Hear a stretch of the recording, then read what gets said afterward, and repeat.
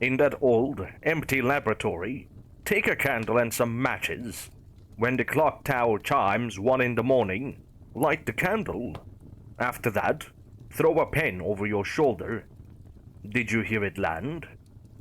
We were in med school, and I had just heard the rumor that the abandoned laboratory in the basement was haunted, since the morgue was right next to it.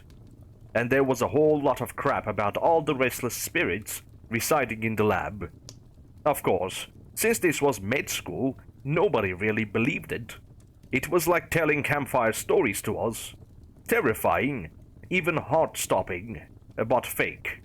Because of the fact that this legend has been there for quite a few years, and the lore behind it had gotten quite thick, thanks, Gossip Girl, I decided to make up a little ritual to do in that room in the wee hours of the morning, when apparently the veil between the spirit world and the world of the living was very thin. Oh, Clarissa, I heard that if you go down to that haunted laboratory in the basement, then light a candle and wait until the clock tower chimes 1 in the morning, you have to throw a pen behind you. If you don't hear it land, then you gotta turn your head and look at what caught the pen. Inca, you're an annoying little shit, you know that? Clarissa chuckled, and then went down to the laboratory to study. She was found dead the next day, and her cause of death was confirmed to be a heart attack.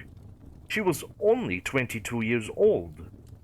3 years later, I unknowingly started spending more and more time in that laboratory, and by this time, I had mostly forgotten about Clarissa and her death, and the lie that caused it. Inca, are you going down to the lab again? We barely see you these days, my friend Casey says to me. Yeah, you know that's the only place I can study peacefully now. But it's kind of creepy down there. Plus, it's right next to the morgue, and everyone knows how that goes normally. Have you never watched a horror movie? Come on, Casey, this is med school. You shouldn't believe in this sort of stuff. Yeah, you're right. Have fun studying. She made a face and turned away.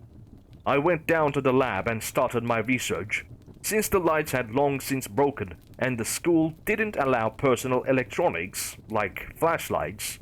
I lit a candle and proceeded to study. It dragged on into the night, way after people started sleeping. As I researched various topics and did paperwork, I heard the clock tower chime 1 in the morning.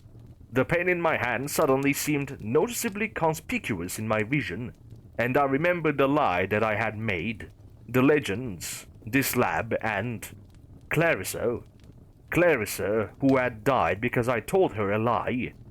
Then, my arm, as if controlled by an otherworldly force, moved on its own. I lifted my pen and threw it over my shoulder. 1, 2, 3 heartbeats. No sound. No, this can't be. That was a lie. Clarissa's death was a coincidence. I threw another pen. 1, 2, 3. Nothing. Then slowly I turned my head. Silence. Darkness. Like an all-encompassing beast, ruling all. And then there was Clarissa, holding my pens.